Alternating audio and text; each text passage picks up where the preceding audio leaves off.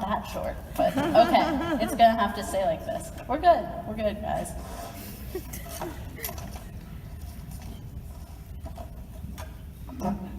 Okay, we're good. I'm gonna actually move this. There we go. I gotta get room. So, when I was 6 years old, I had the police called on me. Yep, you heard me right. So how this all played out was my brother was about 11 at the time, we invited our neighbor over to play with chalk, as one does as a child. And so we invite him over, and he's like, yeah. So he comes over, we get our chalk. But here it's important to know that our driveway was not paved at the time, so we couldn't use our driveway.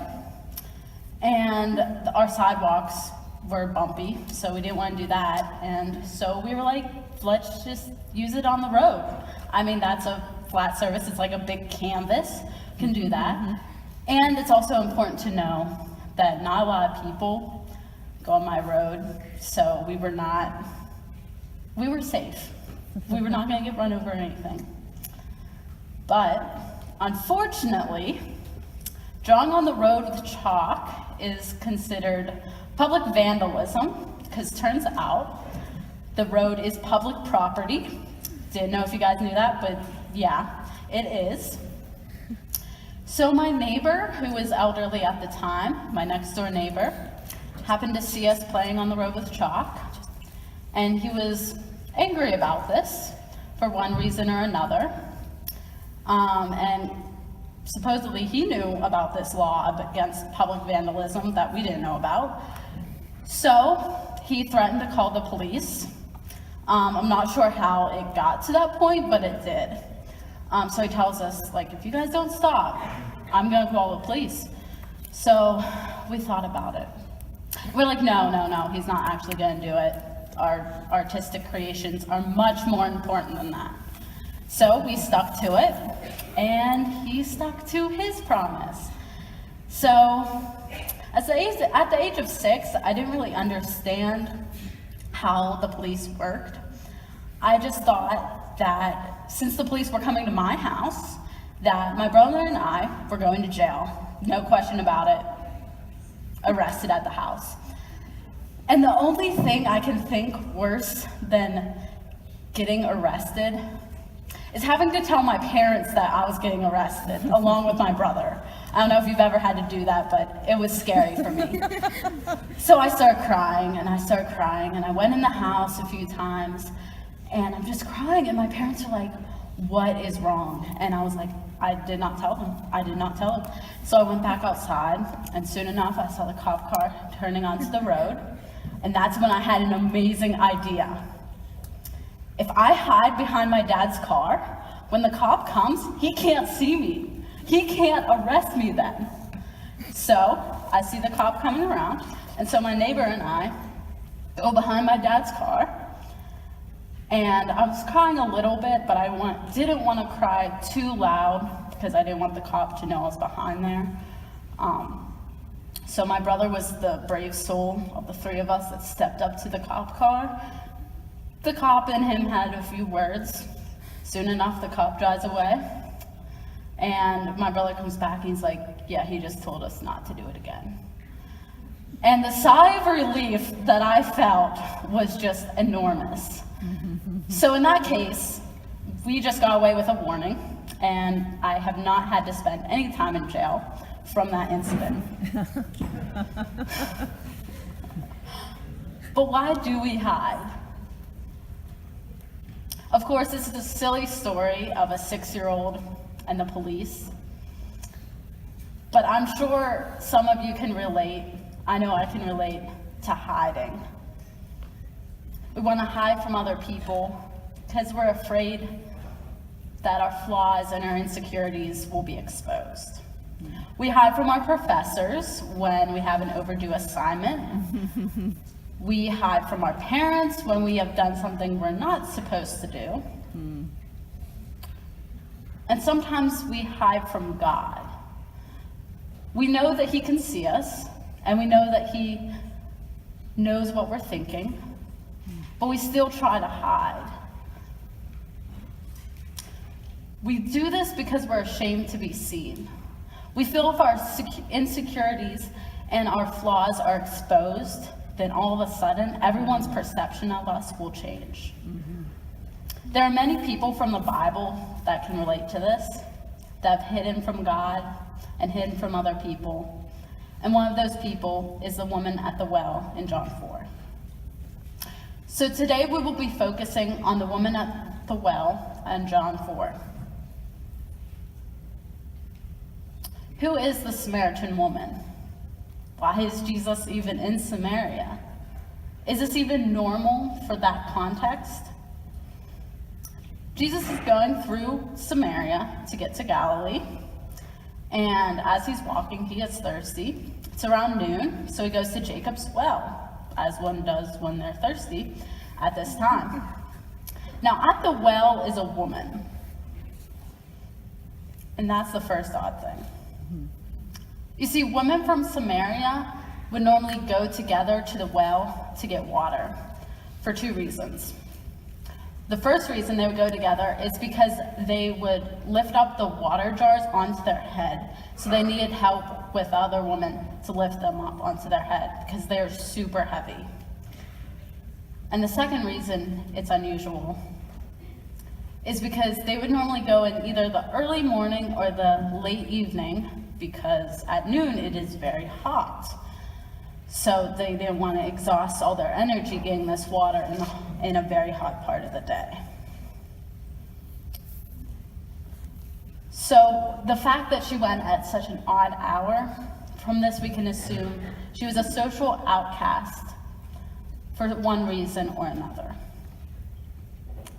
Then the second odd thing is that Jesus asks her for a drink.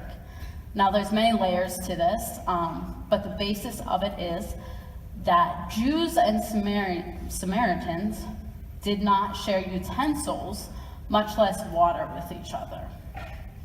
So Jesus asking this Samaritan woman for a drink was highly controversial at the time. Also, the idea of a man and a woman being alone at the well had multiple cultural connotations at the time. So this whole setting is just unusual for the time. But it doesn't stop there. Jesus goes on to offer her this living water, which we know now is the water given by Christ, who sustains us, and it kind of keeps us on our walk with Christ. She's a bit confused at first. Eventually, she does accept this offer of his living water. But in verse 16 is where things get very interesting.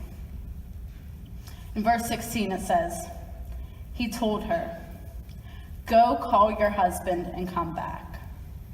"I have no husband," she replied. Jesus said to her, "You are right when you say you have no husband. The fact is, you have had 5 husbands, and the man you now have is not your husband. What you have said is quite true." You see, the Samaritan woman went to the well at such a strange hour because she did not want to be seen. She was a social outcast that was shamed by many people. But it was at the very place that she didn't want to be seen, her vulnerable place, that Jesus sees her. Great. And he doesn't avoid the shameful parts of her story. He doesn't go around them. In fact, he goes straight into them and brings it to the forefront of the conversation. Then we witness this wonderful transformation, a transformation that can only happen through Christ. The Samaritan woman begins anticipating the Messiah, and at the time, she does not know she is talking to the Messiah, so she's telling him how excited she is and how much she's excited for him to come and for there just to be understanding. So I kind of think of it as when LeBron James joined the Lakers I think it was the summer, So for 8 years, the Lakers were not doing too hot, and I'm sure some of the fans just dreamed of having LeBron on their team, just dreamed.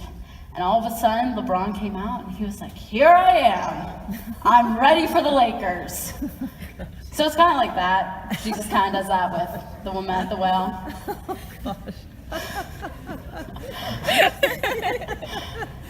So in verse 26, Jesus kind of does that with her. He says, I, the one speaking to you, I am he. Just then, his disciples returned and were surprised to find him talking with a woman. But no one asked, what do you want? Or why are you talking to her? Then, leaving her water jar, the woman went back to the town and said to the people, come, see a man who told me everything I have ever done. Could this be the Messiah? They came out of the town and made their way toward him. And it is then that there is a wonderful transformation in her story. That is the turning point for her because of two things. First, she left her water jar. Why did she leave her water jar? It's the whole point she went to the well, was to get water. Perhaps it's because it symbolizes her transition or transformation from relying on earthly water and living in her shame to now relying on Christ and living in his living water. Or perhaps she realizes that this living water can far out sustain any other water. Second of all, she went to the city. Now, the city, as it is now, and back then, was the most public place she could have went. It's kind of like when you're really busy and you just gotta get to Lottie, but it's an open house day or warm cookie day. It's like just crazy. Or Valentine's Day dinner. That was a time. Remember, she went to the well at noon so she would not have to face other people and face the people that shamed her in that community. She wanted to be in private. But now she is going to the very place where the people that shamed her are at. Because she has a story to tell of the amazing transformation that Jesus Christ can do in us. And when she shares her story, it says, many believed because of her testimony. The very people who shamed her were now the ones that were transformed by her story. I think sometimes God uses our most shameful and vulnerable and honestly scary moments to bring a turning point into our lives. It's kind of like a pivotal point. Everyone deeply thirsts and longs to be seen, both by other people, but ultimately by God. Just as the woman went to the well, she thirsted for a very physical thirst for the water. She went to quench this physical thirst, but little did she know that Jesus would step into her life and provide her with this living water and quench a spiritual thirst deep inside of her. And it was only when that thirst was quenched and she was seen by Jesus that she could be such an effective witness to those around her for Christ. Now, honestly, sometimes I like to pretend I'm okay when I'm not. I think many people do that.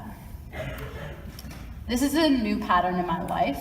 In fact, I've battled shame all my life.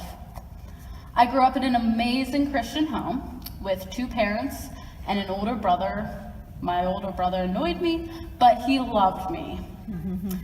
So I grew up in an amazing Christian home, loved and cared for, had everything taken care of.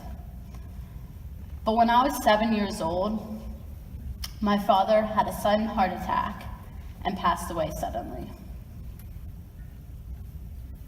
This left my family in shambles, wondering how to cope with everything.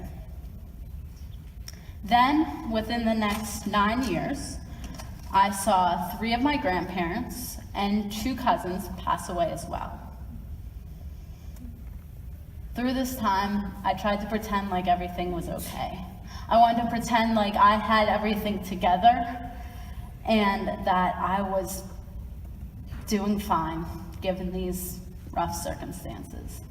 Those around me knew the circumstances, my church knew the circumstances, but nobody really saw how broken I felt inside. And I didn't know how to let it out, so I just kept stuffing it and stuffing it and stuffing it for years. I continued stuffing it down until I just couldn't stuff it down anymore. And my body just couldn't stand it. My breaking point came at an altar in the middle of a youth service.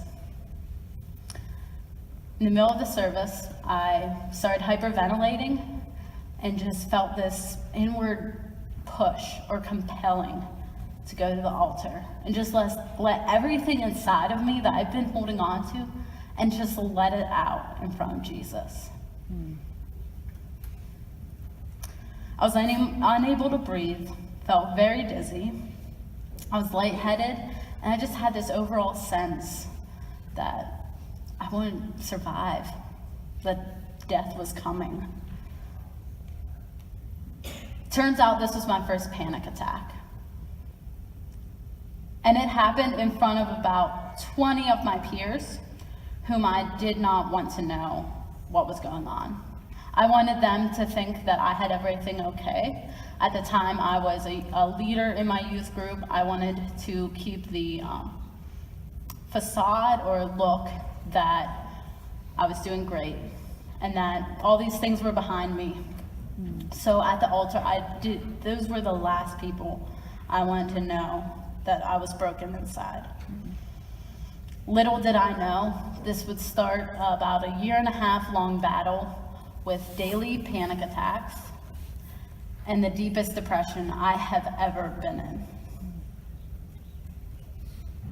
And it became public very fast. I was so ashamed of my situation through that whole time that I felt like I couldn't be used by God. I somehow believed that I had fallen out of the favor or that his calling on my life he had just taken away because of this shame. And the shame just really pushed me down. And it was so hard to live with that shame. I wanted to hide myself from others, just as I hid from the cops when I was 6 years old, behind my dad's car. In this case, it was hiding behind smiles and saying, I'm okay. And all of a sudden, that mask was taken off. And I couldn't hide because my body demanded that I feel these emotions. But that time in my life has been the part of my story that has been used by far the most to reach others and bring them to Christ. So what does this mean for you guys? Maybe you haven't had my personal experience, or maybe you haven't been able to relate to the Samaritan woman at the well. But I think at one point or another, we have all felt a time of shame. So I challenge you now, if you are battling any ounce or any large shame, that you would bring it to Christ in prayer and just rest in the fact that he can use all of you, no matter what it is. And that the parts that you feel ashamed of and just a heavy weight on that part of your life, God is going to use that. And God will use that. And God might even be using it right now, but you don't know it. I want you to reflect on yourself now as we put the reflection questions up. So the first one is there something you are trying to hide? And if the worship team wants to come up as well. And the second one is, if Jesus were to put his finger on that thing that you were trying to hide, and he were to say, that is exactly what I'm going to use to bring healing to other people, how would you feel about that? Honestly, would you let him in? So I invite you guys to just reflect on these questions. There'll be a time of reflection as we listen to some music. Maybe take out a piece of paper, your phone, and just look in yourself and go to God in prayer.